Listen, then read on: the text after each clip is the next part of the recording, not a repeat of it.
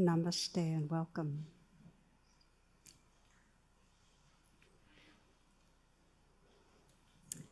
There's a Sufi wise man who's also plays the fool. His name is Milan. And in one of the stories about him, he had lost his wife's bracelet, and he's frantic and panicking. He says, God, help me find this. I'll do anything. I'll give half of my week's earnings to the poor. I'll do anything. Just help me. And then he sees it behind a cushion, and he says, oh, never mind, God, I've already found it. That's the beginning of my Thanksgiving talk. So each year, the night before Thanksgiving, I put together a talk that in some way looks at these qualities of the heart as we awaken, of a natural generosity and a sense of gratitude. And so when I was approaching this class, I'd actually forgotten that this was Thanksgiving week. And I had a whole different talk I was cooking up on self-honesty. And then I somehow looked at the calendar and figured it out. And my first reaction was real resistance, like, oh no, I got to do a talk on gratitude.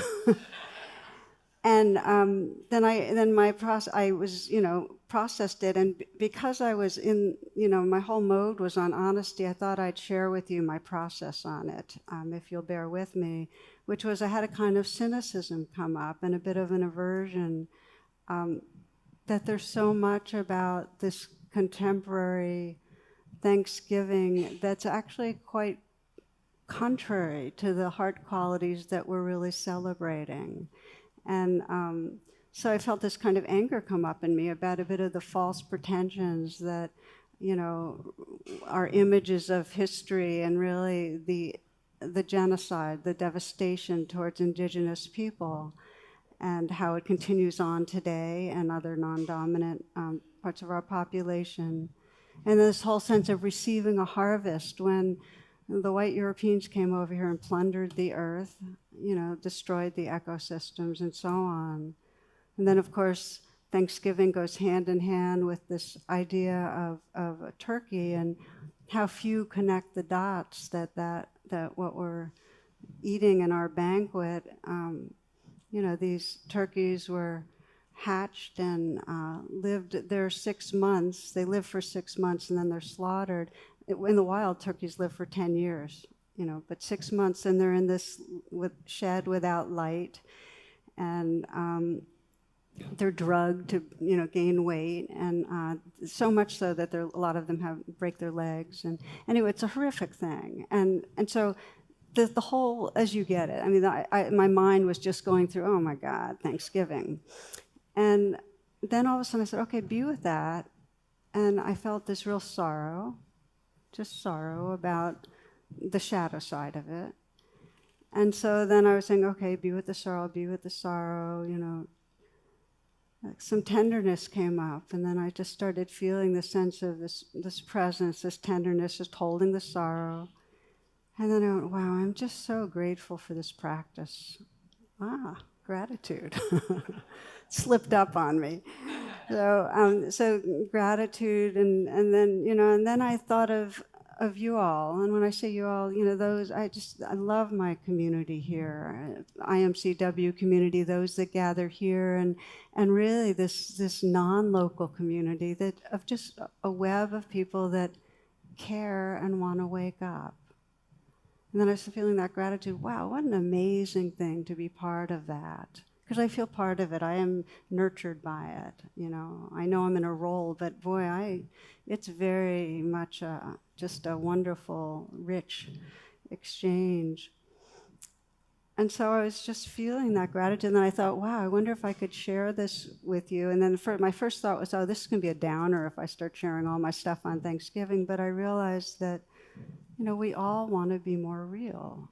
And that's part of, when the gratitude comes up, it's because we're feeling more real in who we are. So I want to thank you for just being with Bee and being with each other and together in this path of waking up. And so I felt full of gratitude. I went, okay, I'm really on for putting together a talk. And I went back to my desk, and the first thing that showed up in my files that I thought to myself, wow, this resonates. I want to share it with you. This is Mary Oliver. And this poem is called In Praise of Craziness of a Certain Kind. On cold evenings, my grandmother, with ownership of half her mind, the other half having flown back to Bohemia, spread newspapers over the porch floor. So, she said, the garden ants could crawl beneath as under a blanket and keep warm. And what shall I wish for myself, but being so struck by the lightning of years, to be like her with what is left, that loving. To be like her with what is left, that loving.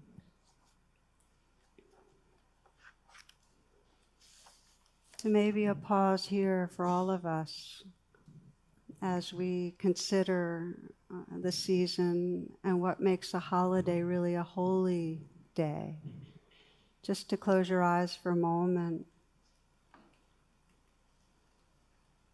Maybe sense yourself into the future when a lot has fallen away. Perhaps some of your capabilities, some of your cognitive capacities, your physical. What do you wish would be left? What are the qualities of being, of who you really are, that you most in this moment want to honor, want to cultivate, want to bring alive?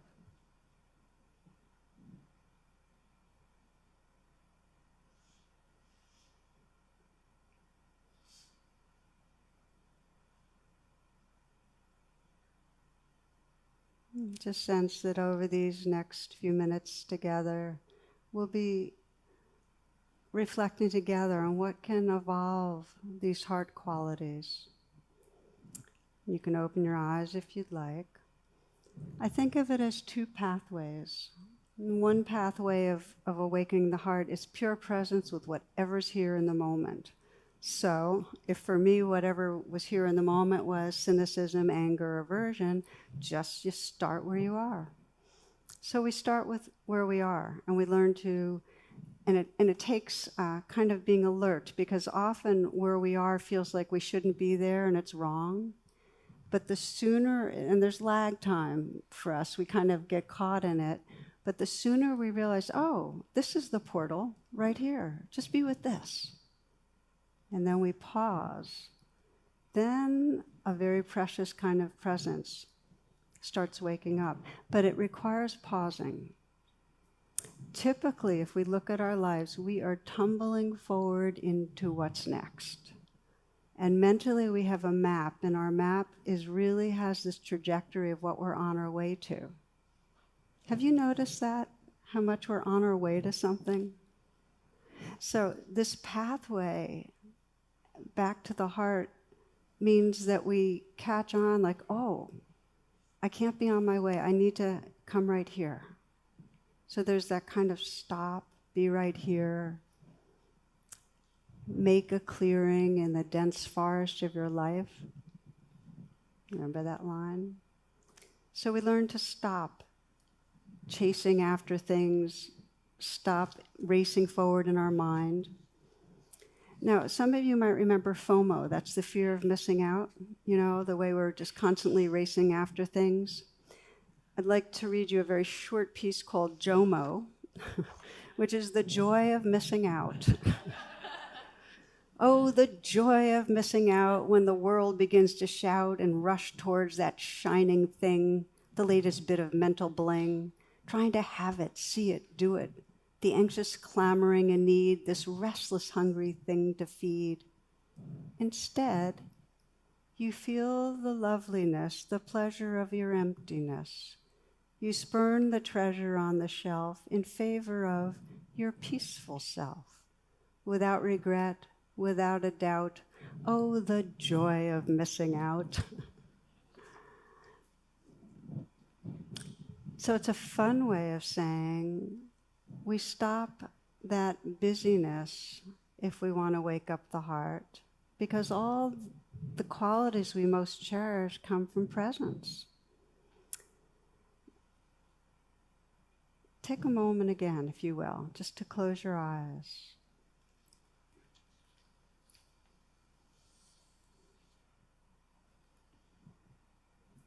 And listen. When we start being here, we can listen to the moment. We can listen inwardly and get intimate with our inner life. We can listen to each other.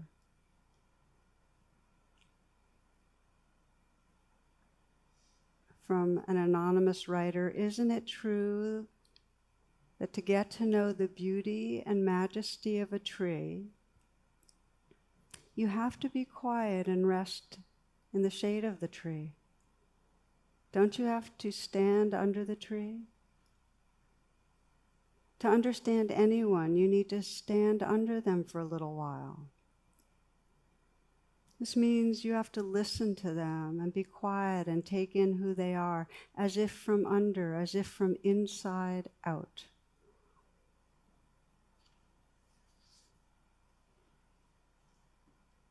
And so as we enter this season of holy days, creating that clearing in the dense forest, you might sense who in the next day or two you want to understand, stand under with that listening presence, so you can appreciate.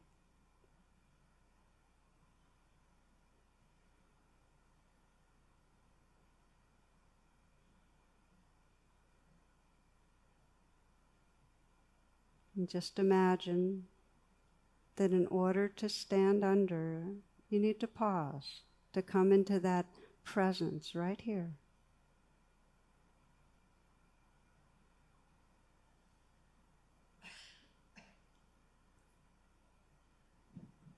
Our first pathway to these heart qualities is simply stopping and bringing that listening presence alive.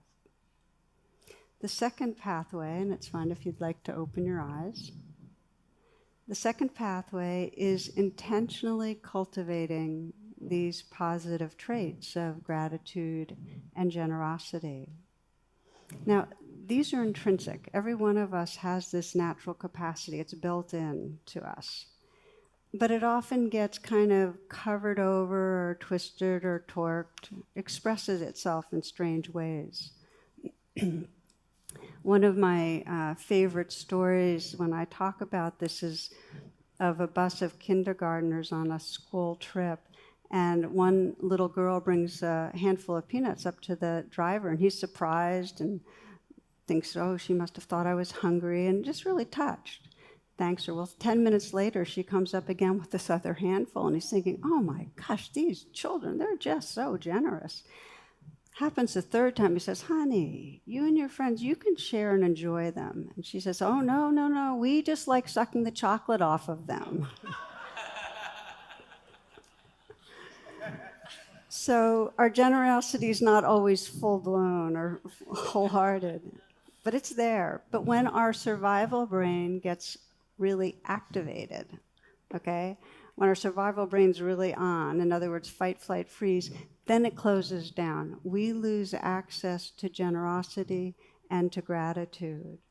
And it happens in two ways. There's a sense that we're going to miss out on something. That's the grasping part of the survival brain. I need, I want, there's not enough, and then we aren't able to be in that grateful mode or generous mode. And it happens also in the sense that there's something bad that's going to happen around the corner. And then we're so wrapped up in defending ourselves, protecting ourselves, worrying, planning, that we're not there to receive the moment. We're just not able to enjoy. Now, often that something bad has to do with there's something wrong with me or something wrong with you. And then we get even tighter and we're unable to enjoy our lives. I think Garrison Keillor said it wonderfully when he said, my ancestors were Puritans from England. They arrived here in 1648 in the hope of finding greater restrictions than were permissible under English law at that time. So we get tight. One of the biggest ways that our survival brain takes control is that we feel like we have to control other people. And you can think in your life if there's anybody that you want them to behave in a certain way, you want them to be different, that in the moments that you're wanting them to be different, you can't be appreciating them. That flow of generosity and gratitude can't be there. There's one story that always comes to mind around Thanksgiving, where this elderly man in Phoenix calls his son in New York and says, I hate to ruin your day, but your mother and I are divorcing. 45 years of misery, enough. Can't handle anymore. And the son screams at him, Pop, what are you talking about? And the father says, nope, we can't stand the sight of each other any longer. He says, we're sick and tired of each other, and I'm sick of talking about this, so call your sister in Chicago and just tell her. He hangs up. The son calls his sister in Chicago, and she freaks out. And she calls Phoenix, and she screams at her father, you're not getting divorced. Don't do a single thing until I get there. I'm calling my brother back. We'll both be there tomorrow. But until then, do you hear me? Don't do a thing. She hangs up. The old man hangs up his phone and turns to his wife. Okay, they're coming for Thanksgiving, and they're paying their own way.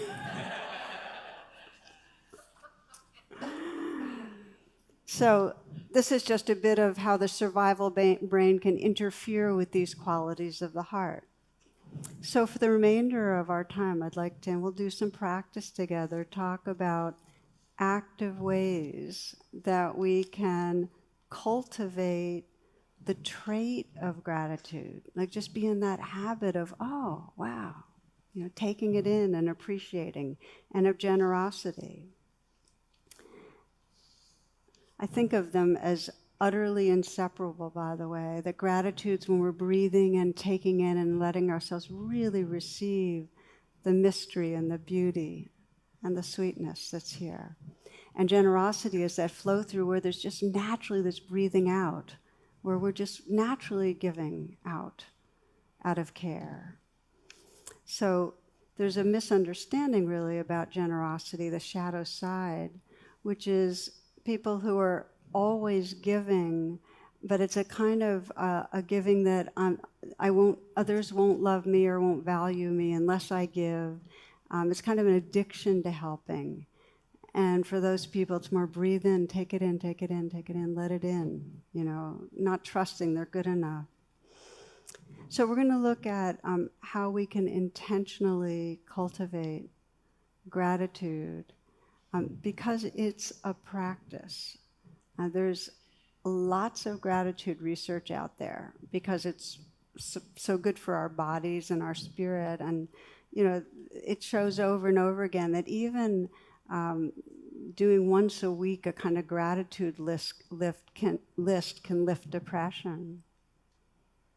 My husband Jonathan and I have a practice. We get together to meditate and then do a kind of relational meditation twice a week. And we schedule it because if we don't schedule it, stuff happens. So twice a week we actually formally sit down and we sit together silently for 20 minutes, a half an hour, and then we have a several part meditation we do out loud.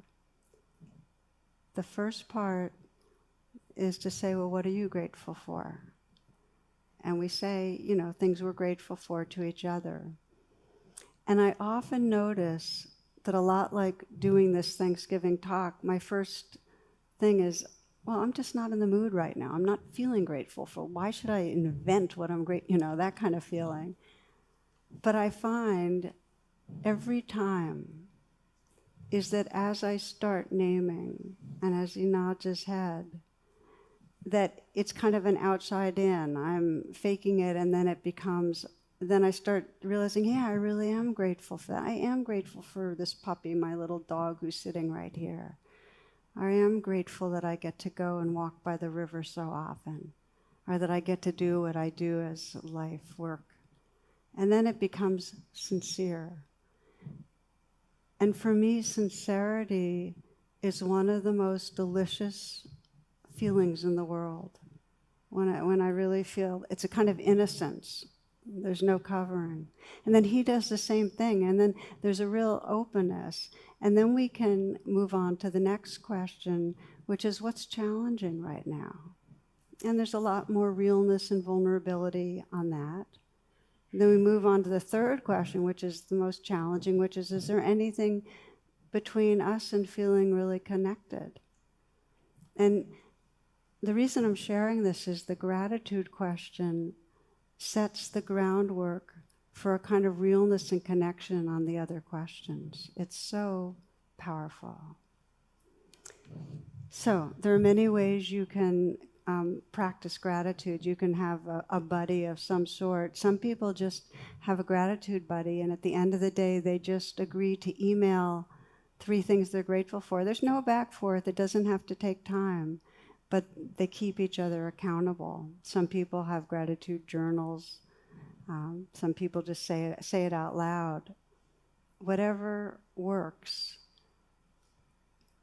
I want to share with you one of the people in my life that has most taught me about gratitude.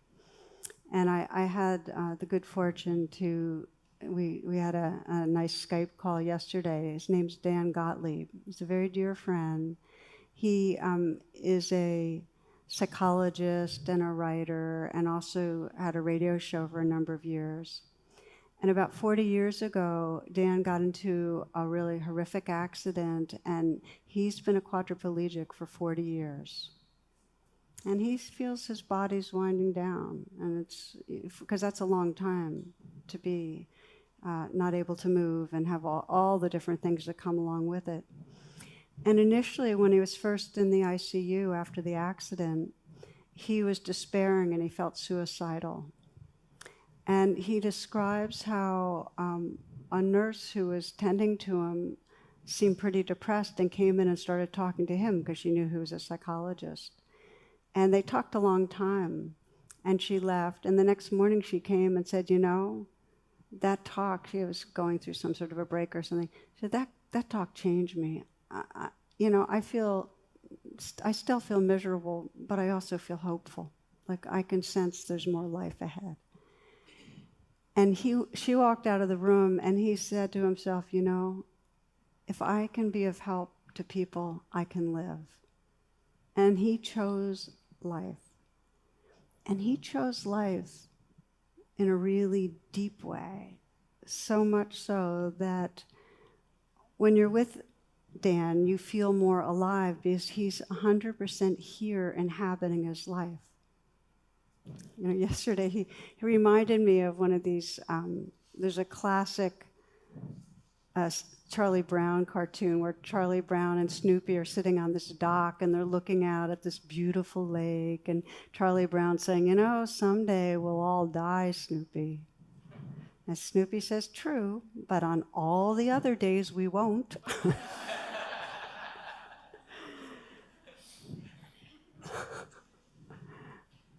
So Dan was just reminding me of all these life moments that we can choose to take in, to breathe in and appreciate. And there's such a beauty to choosing to actively cherish these moments. I'm reminded of one meditation master who was asked why he practices meditation, and his response was, so when I walk to the town square, I'll notice the tiny purple flowers by the side of the road.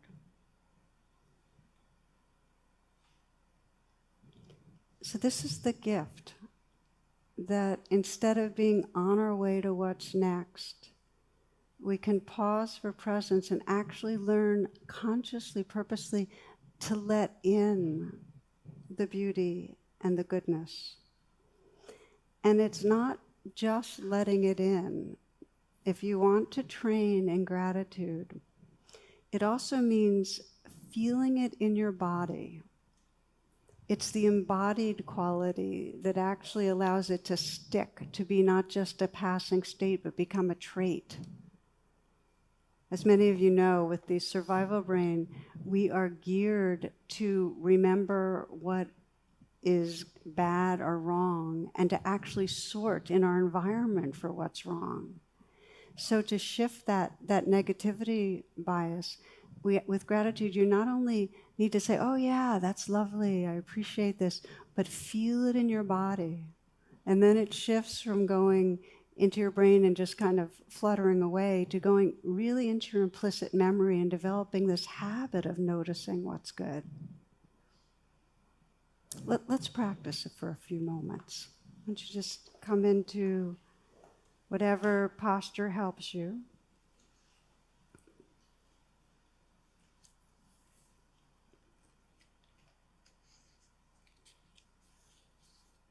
Feel your body sitting here and breathing.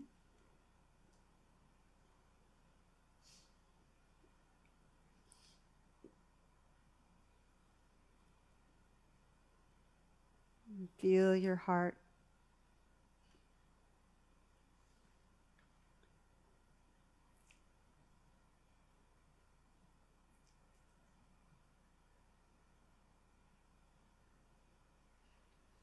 And begin to bring to mind what you're grateful for in your life. And for these next few moments, just whisper softly, but whisper, I'm grateful for, and fill in the blanks. And then just say it again, I'm grateful for, and just keep saying it with whatever comes up. I invite you to whisper it because the entrainment, the sense of gratitude becomes stronger if you say it out loud. So don't be shy. Just begin whispering, I am grateful for. I'm grateful for this being here. I'm grateful for what I do. I'm grateful for having an amazing husband who is incredibly kind. I'm grateful for having comfort to be able to be relaxed. Security. I'm grateful for maybe people, maybe experiences. What are you grateful for? I'm grateful for the beauty of the river. I'm grateful for the monkeys. I'm grateful for things. I'm grateful for me. And if something really feels alive, repeat it again, and then again. I'm grateful for me. I'm grateful.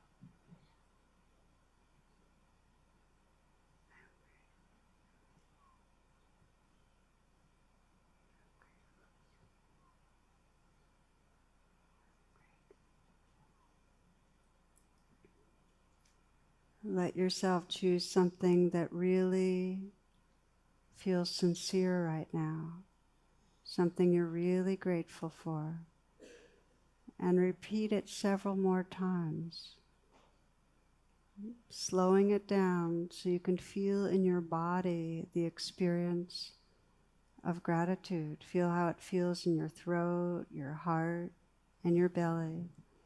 Let it fill you.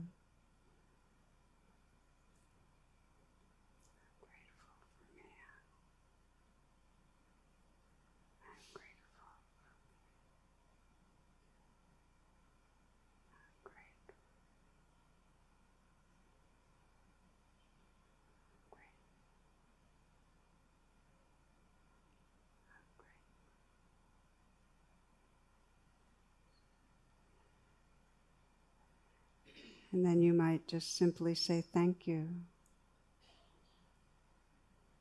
for what you're grateful for.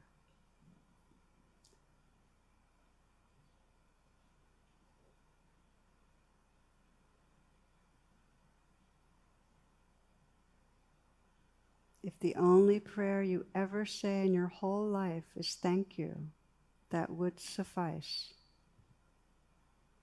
Meister Eckhart.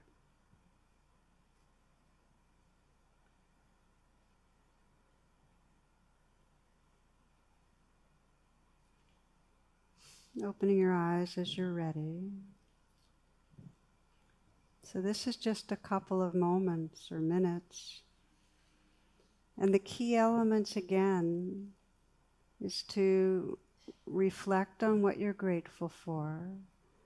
It helps a lot to say it out loud. This morning I was talking to one of my oldest friends. I've known her since homeroom freshman year of high school. And before hanging up, I just paused, and I knew I was going to say it. I said, you know, Susan, I'm really, really grateful to have you in my life, that we've had all these years, and you're just so dear. I knew I was going to say it, and before I said it, I was feeling it in my mind. I wasn't in my body, but as I said it, I started crying.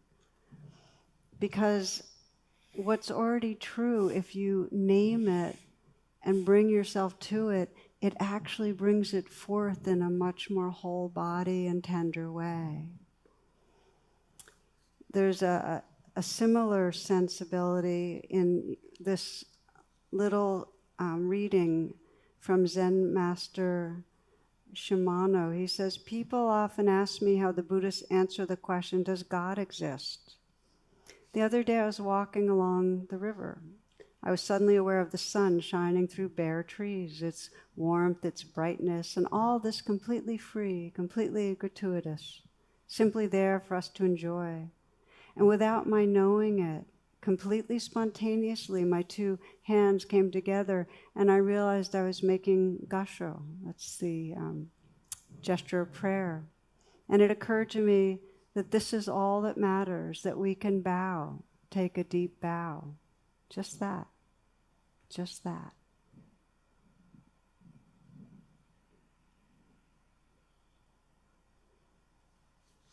So, saying thank you or bowing, but in some way expressing the gratitude. Okay, so that's breathing in, the taking in, and it can be taking in our appreciation of another person or natural beauty or of a moment of connection or kindness or whatever it is we cherish. Then there's the generosity. There's expressing with our love by giving. And it really can be through words of care or through a prayer or through actions. But there are different degrees of generosity. And it's really, this is where self-honesty comes in, because we can be generous giving leftovers or things that don't matter too much to us or small amounts of money, and then it can kind of be deeper, things we would enjoy for ourselves, but we just really want another person to enjoy. And then there's kingly giving. That's the term in Buddhism. And it's this wholehearted, spontaneous movement of the heart that's just out of love. You're just kind of totally giving of yourself to whatever it is, whatever you believe in, or to helping in a wholehearted way. And the quality is sometimes described in the negative as non-clinging. There's just no holding on. There's that open hand that just freely lets this love and this energy just flow through us. And that is an ecstatic feeling, that kind of generosity. Because it's not like a self, I'm going to give to you. It's just really letting the universe, the generosity of the universe flow through us. So an example of this one is a story I love about a devoted Zen practitioner. We're back to Zen again. His name is Tetsugen. And he was a teacher in Japan. He lived in the 1600s. And he decided he was going to publish the sutras, which are the discourses of the Buddha, and at that time they were only available in Chinese. So he was going to print them in Japanese, and this was going to take the construction of 60,000 wood blocks to accomplish it. It takes a lot of donations, so he started traveling and collecting bit by bit the sum of money he needed. It took a while. A few sympathizers would give him 100 pieces of gold, but most of the times he only received small coins. But he thanked each donor with equal gratitude, and after 10 years he had enough money to then begin the task. But it turned out at that time that the Uji River overflowed and all the crops were ruined and famine followed. So Tetsugen took the funds he had collected for the books and spent them, of course, to save others from starvation. And then he began the work of collecting again. In several years, he had built up again the coffers so he could do the project, but several years, an epidemic spread over the country, and again he gave away what he collected. He starts for the third time.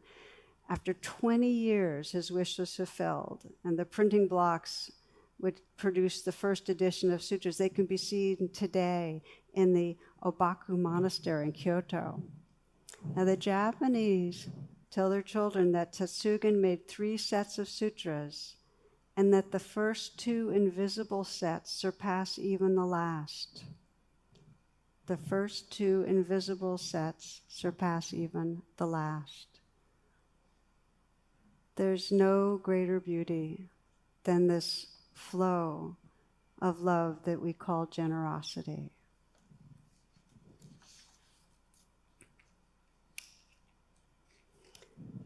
You know, I think that probably every one of us knows the experience of being around a generous person, that as soon as someone else is generous, our hands seem to open up, and it's like we want to give back. It brings out that loving part of us.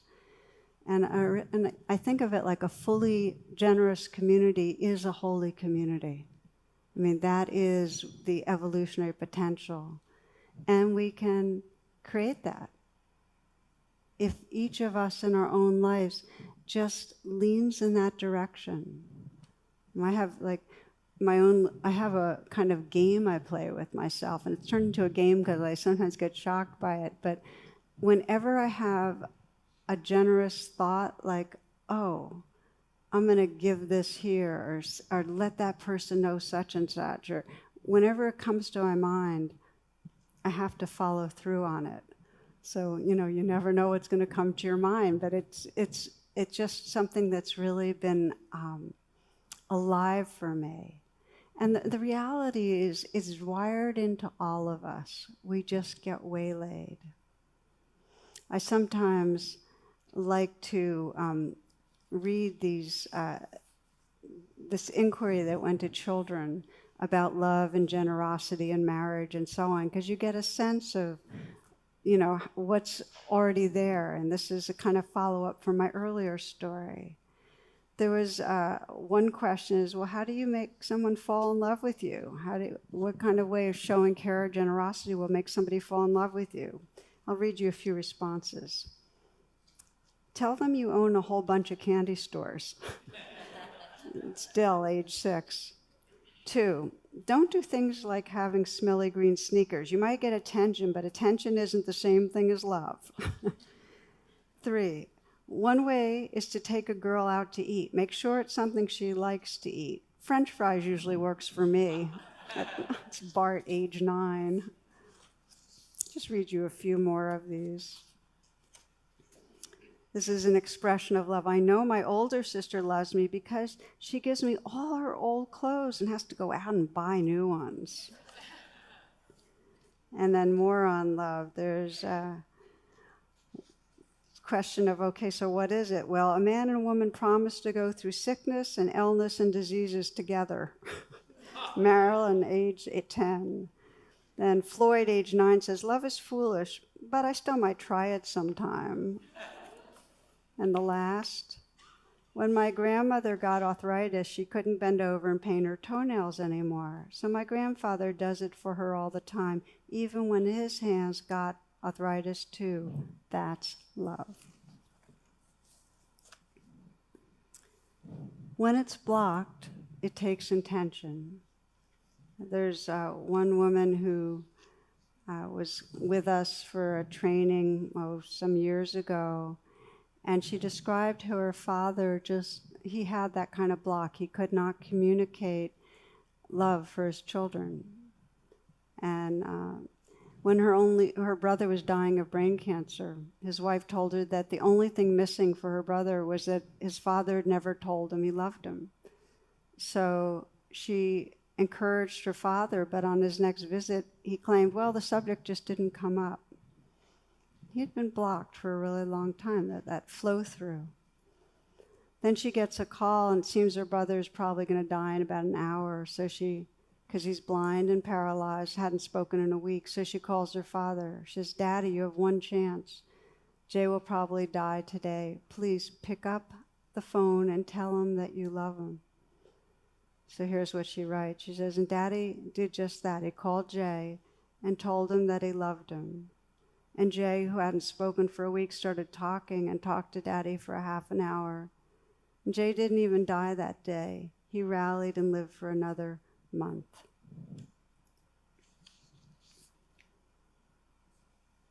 Again, you might want to pause and just close your eyes.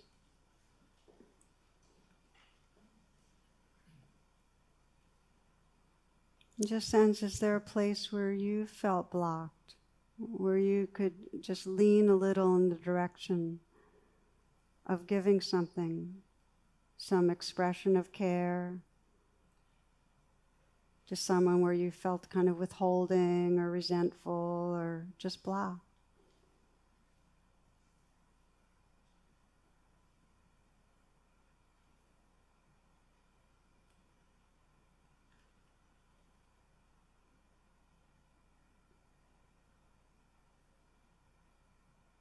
You might just sense your intention, because if the intention is there, that can open the door.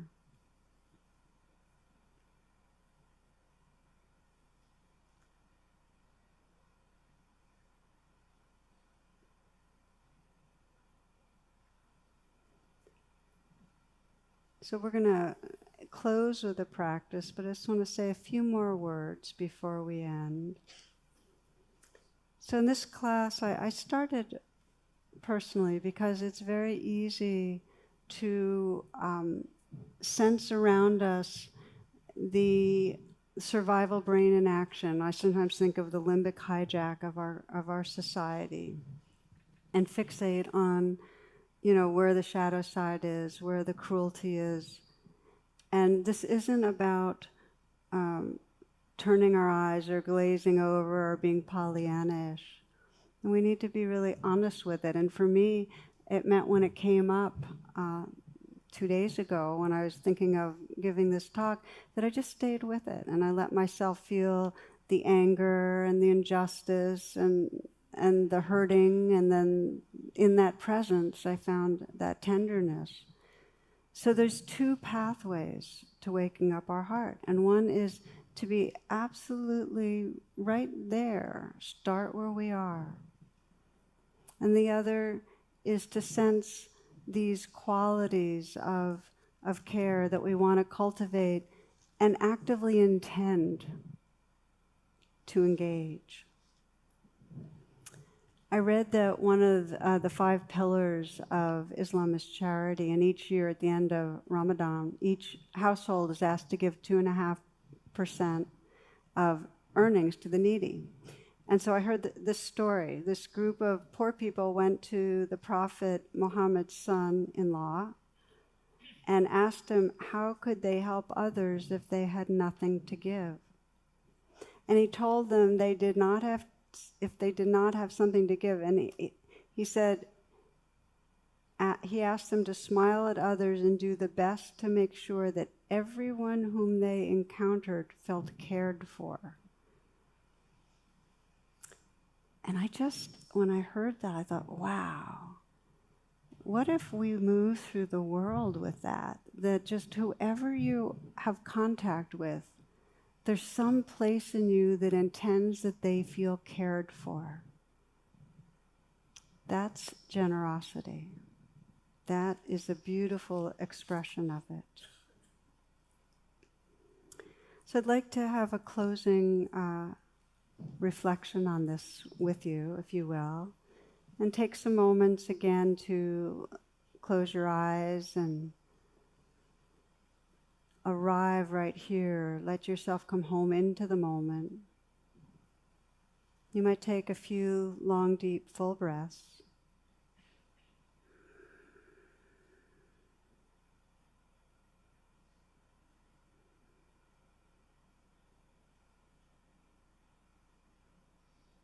You might listen again to Mary Oliver and the spirit, I think, of this heart space. She says, on cold evenings, my grandmother, with ownership of half her mind, the other half having flown back to Bohemia, spread newspapers over the porch floor. So, she said, the garden ants could crawl beneath, as under a blanket, and keep warm. And what shall I wish for myself, but being so struck by the lightning of years, to be like her with what is left, that loving.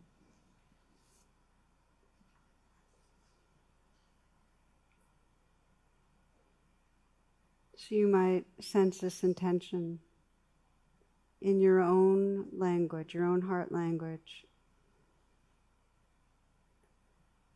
In some way that whoever you're with, in some way they may feel cared for, that there may be these heart qualities awake.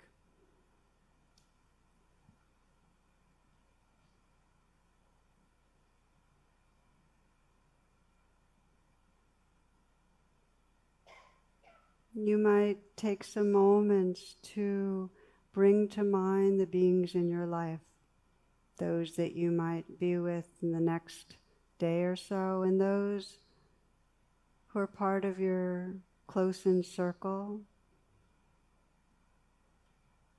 those you work with. And take a moment just to let different people come to mind and sense the possibility of coming into presence and in some way letting them know that they're cared for with your words, your actions.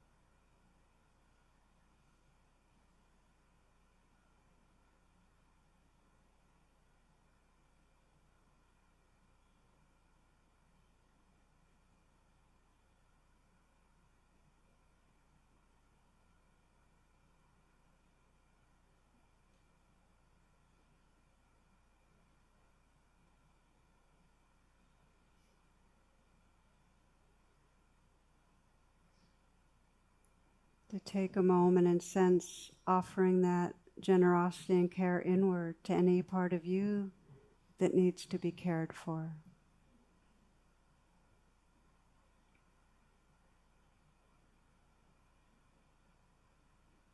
Just offering a message of care.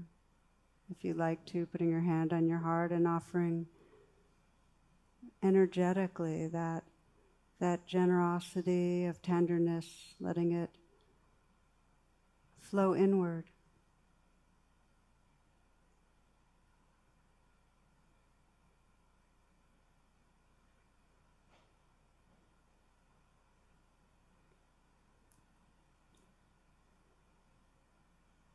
And sensing yourself right this moment, listening, practicing with others here and around the world, sensing our shared heart space. with our shared care and prayers that would bring that caring to all in need, to bring to mind in this heart space all those in need of company, of healing, all those in need of home, of refuge, all those in need of safety, all those humans and non-human beings that need protection and love. May they all be held in the loving presence that's here, that's boundless, holding all beings in our heart, holding this earth and all life everywhere in our heart.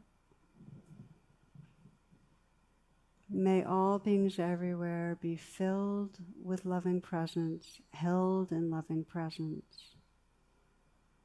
May all beings be safe from inner and outer harm. May all beings touch the natural joy of being alive. May all beings everywhere awaken and be free. Namaste and Thanksgiving blessings to all.